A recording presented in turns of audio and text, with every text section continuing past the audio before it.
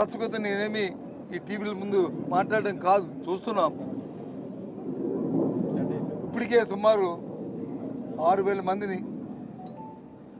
పేపర్లో నేను చూశాను. నా సోదరులతో మాట్లాడాను. మరి మీ అందరం కూడా యూనియన్ లీడర్స్తో మాట్లాడాము. వాళ్ళ మాటలు కూడా విన్నాము.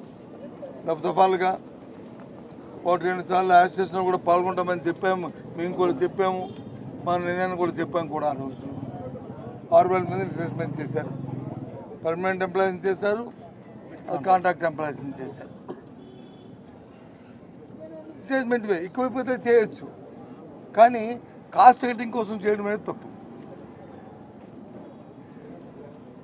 ఊరికనే ఇదేమి ప్రైవేట్ ఫర్మ్ కాదు, పబ్లిక్ సెక్టర్.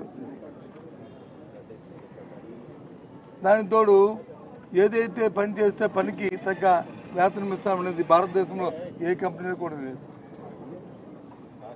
సెయిల్లో ఉన్న ఏ ఫ్యాక్టరీలో కూడా ఇలాంటి విధానం లేదు. ఒక్క విశాఖపట్నం ఉంది. ఏం చేస్తుంది రాష్ట్ర ప్రభుత్వం? కార్మికుల నష్టం వస్తే కార్మికుల శ్రేయస్సు గురించి ఆలోచించాల్సిన బాధ్యత కానీ లేదా? ఎంతసేపు కూడా లేనిపోయిన పబ్లిసిటీ చేసి ప్రాణాలని పణంగా పెట్టుకుంటూ ప్రాణాలని తీసుకోవడం, వాళ్ళు ఏమైనా వచ్చి మాట్లాడితే వాళ్ళని ఎగతాళి చేయడం, ఒక ఓటేసిన పాపానికి దురదృష్టానికి ఈ దురదృష్టం పడాలా? ఏదైనా వాళ్ళ స్ట్రీట్ ప్లాంట్లో జరిగిన సంఘటనని చాలా చింతిస్తున్నాం. మా నాయకుడు జగన్మోహన్ రెడ్డి గారు ఆయన తాలూ ప్రకాశ అనుభూతి తెలియజేశారు.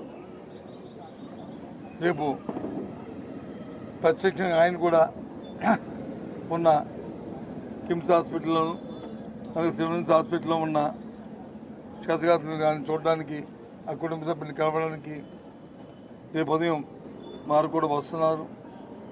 ప్రత్యేకంగా వాళ్ళతో కూడా మాట్లాడతారు. యూనియన్ లీడర్స్ ఉంటే వాళ్ళతో కూడా కలిసి మాట్లాడతారు.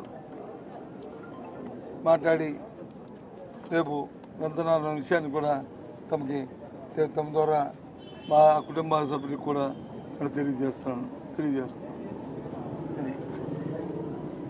చాలా ఏం మాట్లాడదో అర్థమైన పరిస్థితి ఎంతవరకు జనమండు చనిపోవడమే కాకుండా ఇంకా హాస్పిటల్లో వచ్చి ఇంకో 6-7 మంది ఇంకా ఉన్నారంటే ఏం చేస్తుంది స్టీల్ ప్లాంట్ యాజమాన్యం? దాన్ని మానిటరింగ్ చేసిన మరి ప్రభుత్వాలు ఏం చేస్తున్నాయి, అటు కేంద్రం కానీ రాష్ట్రం కానీ? లాస్ట్ టైం మేము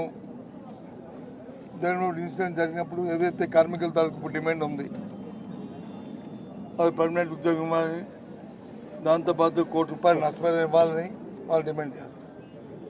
ఇదేమో వాళ్ళు కొత్తగా చేసిన డిమాండ్ కాదు. ఇదేదో గొంతమ్మ కొరకు కాదు.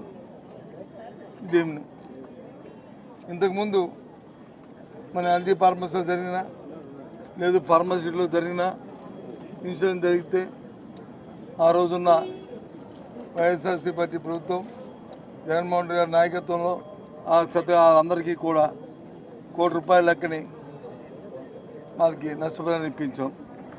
ఆ నష్టపరిహారం కూడా ముందు రాష్ట్ర ప్రభుత్వం పే చేసి తర్వాత ఆ కంపెనీ నుంచి రాష్ట్ర ప్రభుత్వానికి దాన్ని కట్టించడం కూడా జరిగింది. దాంతోపాటు వారికి పర్మనెంట్ ఉపాధిని కూడా ఆ రోజు ఇవ్వడం జరిగింది. మరి ఏదైతే కార్మిక సోదరులు చనిపోయిన కుటుంబాలు డిమాండ్ చేస్తున్నాయో వాళ్ళ తాలూకా ఆలోచన ఆ విధంగా ఇప్పుడు కేంద్ర రాష్ట్ర ప్రభుత్వాలు అది జరిగేటట్లు చేయాలని మా తాలూకా డిమాండ్. ఆ డిమాండే కాదు, ఆ డిమాండ్ కూడా పోరాటం చేస్తాం. రేపు జగన్మోహన్ రెడ్డి గారు వస్తారు, ఆ విషయం కూడా చెప్తాం. ఆయన నోటంటే కూడా ఆయన చెప్తారు. అది మేము చెప్తున్నాం. అంతేకాదు ఏదైతే ఈ రిట్రేస్మెంట్ ఉందో ఫోర్స్ఫుల్గా వాళ్ళని అక్కడ నుంచి వైదొలిగినట్టు చేయడానికి ప్రయత్నం సైడ్లో చేస్తున్న ప్రక్రియని ఆపాలి. మీరు ప్యాకేజ్ అనౌన్స్ చేయండి. ఇష్టం వచ్చిన వాళ్ళు వీఆర్ఎస్ అనౌన్స్ చేస్తే ఇష్టం వచ్చిన వాళ్ళు వెళ్తారు, లేని వాళ్ళు ఉంటారు. కానీ ఫోర్స్ఫుల్గా చేయడం అనేది అది తప్పు, అది తప్పు. అది చేయడం వల్ల ఇప్పుడు జరిగిన నష్టం అడిగాను నేను, ఎందుకు జరిగింది ఇన్సిడెంట్, ఏంటి కారణం ఏంటి అని అడిగాను. ఏదైతే ఆ డిపార్ట్మెంట్లో పనిచేస్తున్న ఎఫిషియన్సీ ఉన్న వాళ్ళు ఉన్నారో వాళ్ళకి వచ్చి ట్రాన్స్ఫర్ చేస్తారు, ఎగ్జిక్యూటివ్ పోస్టుల్లో ట్రాన్స్ఫర్ చేస్తారు. కానీ కార్మికుల్లో ట్రాన్స్ఫర్ చేస్తే వాళ్ళకు ఉన్న నైపుణ్యత ఉన్న వాళ్ళు వచ్చి అందులో ఎక్స్పీరియన్స్ ఉన్న వాళ్ళు మెలకుగా కామన్ సెన్స్తో పనిచేయవలసిన పనులు ఇవి. అయితే వాళ్ళు ట్రాన్స్ఫర్ చేస్తారు. ఎగ్జిక్యూటివ్ పోస్టులను డిపార్ట్మెంట్ పోస్టులను ట్రాన్స్ఫర్ చేయొచ్చు, కానీ కార్మికులకు ట్రాన్స్ఫర్ నాకు అర్థం అవ్వట్లేదు ఎలాంటి తత్వాలు. దానివల్ల ఆ ప్లాంట్కే నష్టం, వాళ్ళకి కావాల్సిన ప్లాంట్కి నష్టం వచ్చింది, ఏమొచ్చినా వాళ్ళు ప్లాంట్ని క్లోజ్ చేయడానికి ఏ కార్యక్రమాలు కావాలో ఆ కార్యక్రమాలు చేస్తారు. దానికోసం ఇవి ఇలాంటి బ్యాక్డోర్ మెథడ్లన్నీ చేస్తారనేది నా ఆలోచన, మా అందరి తాలూకు ఆలోచన. ఆ విషయం చెప్తున్నాను. కాబట్టి జరిగిన సంఘటన పట్ల దురదృష్టాన్ని మా బాధను వ్యక్తపరుస్తూ ఆ కుటుంబాలకు మా సానుభూతి తెలియజేస్తూ చనిపోయిన వాళ్ళకి ఆత్మశాంతి చేకూరాలని, అలాగే ఎవరైతే హాస్పిటల్లో హతగాతులు ఉన్నారో వాళ్ళందరూ కూడా వేగం కోలుకోవాలని, మరి అలాగే రేపు జగన్మోహన్ రెడ్డి గారు వచ్చి వాళ్ళతో పాటు యూనియన్ లీడర్ని కూడా కలుస్తాం. దయచేసి మీ తాలూకు అభిప్రాయం బట్టి ఎప్పుడు మీకు మీ యూనియన్తో పాటు అలాగే కార్మికుల పట్ల ఎప్పుడూ ఉంటున్నాం. మేము అధికారం ఉన్న అధికారం లేకపోయినా ఎప్పుడూ ఉంటాం. దాన్ని కొనసాగిస్తామనే విషయాన్ని మీరు ఈ సందర్భంగా తెలియజేస్తున్నాం. ఈ సందర్భంగా ఓకే సారీ గడిచిన 2-3 ఏళ్ళ నుంచి కూడా మెయింటెనెన్స్ రాత్రి అయితే యూనియన్ నేతలు సిబ్బంది కూడా మాట్లాడాము. వాళ్ళు ఏంటంటారంటే ఏదైతే మిషనరీ ఉందో ఆ మిషనరీ మెయింటెనెన్స్ లేకుండా తూతు మంత్రిగా అప్పటికప్పుడే రిపేర్ చేసి వదిలేస్తున్నారు. దీన్ని రిపేర్ చేయమంటే కూడా ఈ మిషనరీ లేదని చెప్పి అధికారులు కూడా వెనుతిరుగుతున్నారు. ఈ తరహా ప్రమాదాలు ఈరోజు 8 సంఖ్యలో 10 సంఖ్యలో జరిగాయి. అది ఇంట్లో కూడా గత 10 రోజులుగా గత 2 సంవత్సరాలు కూడా దెబ్బలు కూడా తగులుతున్నాయి. నాదులు లేరని కట్ చేస్తే ఇప్పుడు నువ్వు అంటున్న దానికి పైన అంటే ఏదైనా మిషనరీ కానీ ఏదైనా వస్తే మాత్రం వాటికి మెయింటెనెన్స్ లేదు, ఏమైనా అడిగితే దాన్ని కట్ చేస్తూ అంతకంటే మా చేతిలో లేదని చెప్తున్నారు అనే విషయాన్ని మీరు చెప్తున్నారు. ఎస్, వాళ్ళకి కావాల్సింది మెయింటెనెన్స్ చేయాలి, అక్కడ పనిచేస్తున్న కార్మికుల తాలూకా రక్షణ ఇవ్వాలి, వాళ్ళ సేఫ్టీ చూడాలి అనేది కాదు ఈ యాజమాన్యం తాలూకా ప్రభుత్వం తాలూకా ఉద్దేశాలు. ఈ ఫ్యాక్టరీని ఎలాగ ప్రైవేటైజం చేయాలి, ఈ ఫ్యాక్టరీని ఏ విధంగా వాళ్ళని ఎంప్లాయీస్ నుంచి తగ్గించి వాళ్ళని నిర్బంధించి వాళ్ళ ద్వారా తెప్పించాలి అనే కోరిక. ఆ కాన్సెప్ట్ వేరు, వాళ్ళ తాలూకు బ్యాక్గ్రౌండ్గా వెనకాతలు ఉన్న వాళ్ళ దురుద్దేశం వేరు. వాళ్ళ తాలూకా ఆ దురుద్దేశంతో ఆ కుట్రతోనే ఈ కార్యక్రమం చేస్తారు. చాలా అన్ఫార్చునేట్. మీరు అడుగుతున్నారు కదా, ఎస్ అది వాస్తవం, అది అవన్నీ కూడా అది వస్తున్నారు నాయకులు వాళ్ళ ఇష్టారాజ్యంగా మాట్లాడుతున్నారు, సానుభూతులు లేకుండా మాట్లాడుతున్నారు. దానికి మనం ఏం చెప్తాం? ఓకే,